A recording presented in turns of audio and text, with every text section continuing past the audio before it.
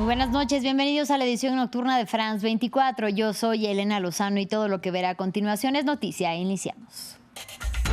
Ultimátum para Volodymyr Zelensky. Donald Trump advirtió que tendrá que gustarle el plan de paz elaborado por su gobierno para ponerle fin a la guerra entre Rusia y Ucrania.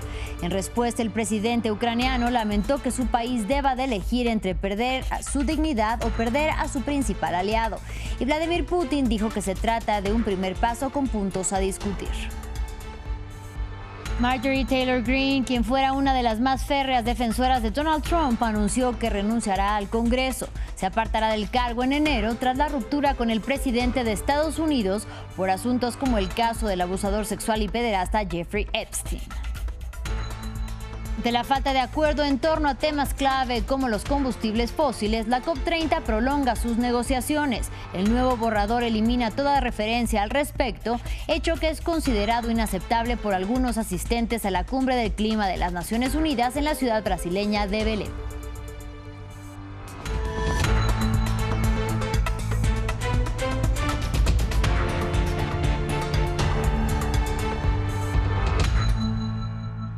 Iniciamos hablando de la guerra en Ucrania. Este viernes el presidente de Estados Unidos, Donald Trump, fijó como plazo hasta el próximo jueves para que el gobierno de Volodymyr Zelensky responda a su plan de paz de 28 puntos, una propuesta que recoge las principales exigencias planteadas por Rusia desde hace años: la cesión de territorio ocupado, la reducción del ejército ucraniano y que Kiev abandone su aspiración de entrar a la OTAN, que tampoco podría desplegar sus tropas en el país. Aquí los detalles.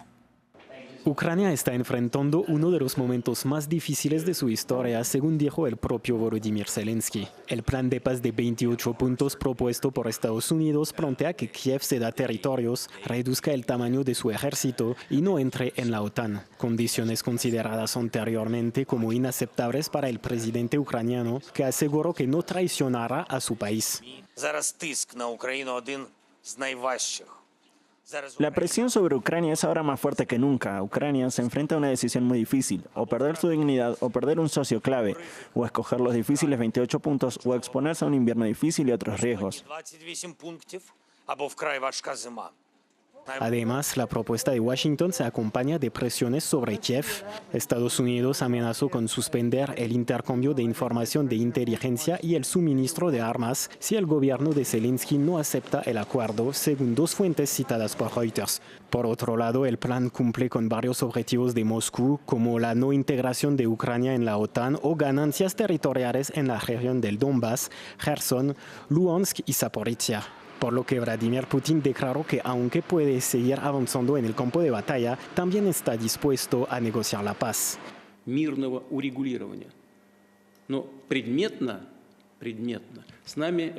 Creo que el plan puede servir de base para un acuerdo pacífico definitivo, pero no se ha discutido con nosotros en detalles y puedo adivinar por qué. La razón sigue siendo la misma. La administración estadounidense no ha conseguido el acuerdo de Ucrania. Ucrania se opone. El mandatario ruso no dudó en aprovechar la ventaja y amenazó a Ucrania con conquistar más territorios si Zelensky rechaza el plan estadounidense. En el canal Fox News, Donald Trump dio a Volodymyr Zelensky hasta el próximo jueves 27 de noviembre para aceptar la propuesta, mientras que los aliados europeos de Kiev indicaron que no han sido consultados sobre el plan, mientras intentan dar una respuesta ante un devenir que los tomó por sorpresa. Escuchábamos al presidente Volodymyr Zelensky decir que Ucrania se enfrenta al dilema de perder la dignidad o a su gran aliado en referencia a Estados Unidos. Mientras los europeos han sido excluidos de la propuesta, Donald Trump declaró que si Ucrania no acepta el plan de paz, deberá de seguir luchando sola. ¿Qué opina el presidente Zelensky sobre su plan? ¿Se reunirá con él? He hablado con su gente, tenemos un plan. Es horrible lo que está pasando. Es una guerra que nunca debió haber ocurrido. Nunca habría ocurrido si yo fuera presidente y es una vergüenza y sentí que debieron haber actuado más rápido. Pero es un invierno frío y usted habla de los servicios públicos, pero muchas de las grandes centrales energéticas han sido atacadas, por decirlo de forma amable. Tenemos una manera de lograr la paz. Creemos que tenemos una manera de lograr la paz. Él tendrá que aprobarlo. Continuamos en Estados Unidos. Marjorie Taylor Greene, la que fuera una de las más férreas defensoras de Donald Trump, anunció que renunciará al Congreso. La noticia llega tras la ruptura con el presidente de Estados Unidos por asuntos como el caso del abusador sexual y pederasta Jeffrey Epstein, a quien se le relaciona directamente con el mandatario. La legisladora republicana por Georgia dejará su escaño a partir del 5 de enero del 2026. En respuesta, Trump dijo a la cadena ABC News que la renuncia es una gran noticia para el país. Escuchemos a Taylor Greene. Siempre he representado al ciudadano estadounidense común como integrante de la Cámara de Representantes, razón por la cual siempre he sido despreciada en Washington, D.C. y nunca he encajado allí. Los estadounidenses son utilizados por el complejo político-industrial de ambos partidos, elección tras elección, para elegir al bando que logre convencer a los estadounidenses de odiar más al otro. Y los resultados siempre son los mismos, sin importar hacia dónde se incline el péndulo político, republicano o demócrata. Nada mejora para el ciudadano estadounidense común. En otro orden de ideas, en Brasil, en la ciudad amazónica de Belém, la COP30 amaga con finalizar sin un acuerdo sólido. El motivo, un texto final que ni siquiera menciona las energías fósiles. Por ello, un bloque de países se niega a firmar ningún consenso y las negociaciones en la cumbre climática de las Naciones Unidas que debían de finalizar este viernes se alargaron. Albert Naya tiene los detalles. Una COP30 que amaga con finalizar sin consenso y la piedra en el zapato se llama energías fósiles, que no iban incluidas en el texto final. Hay una gran división entre países que quieren incluirlo y los que no. Es uno de los aspectos que debemos discutir. ¿Qué países no quieren incluirlo? Los que producen petróleo, Arabia Saudita, Rusia. Otro resumen de lo que hay hasta ahora viene del representante de Bruselas. Las conversaciones siguen, hablamos luego. Numerosas organizaciones climáticas han destacado la opacidad de las negociaciones, mientras el presidente de la presente cumbre climática ha dejado claro no poder hacer nada para alcanzar un consenso. Recuerden que quien decide no soy yo, sino los países, por lo que se trata de un proceso impulsado por las partes y esta presidencia quiere que sean los países quienes aporten soluciones. Yo no voy a decidir por los países. Un texto bloqueado por un grupo que se niega a no mencionar los hidrocarburos, mientras la presidencia se mantiene firme en que las energías fósiles no se mencionarán. Los países árabes, por su parte, señalan al bloque que se opone a la aprobación del texto, sin acuerdos a la vista sobre un consenso que elimine la mayor parte de las emisiones de gases que provocan el calentamiento global.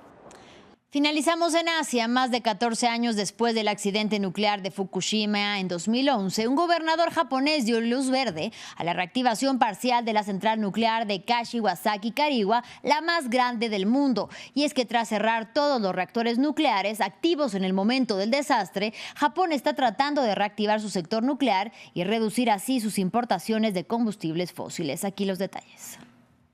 Es la central nuclear más grande del mundo, pero está parada desde 2011. Ahora las autoridades locales han aprobado la reactivación de uno de sus reactores.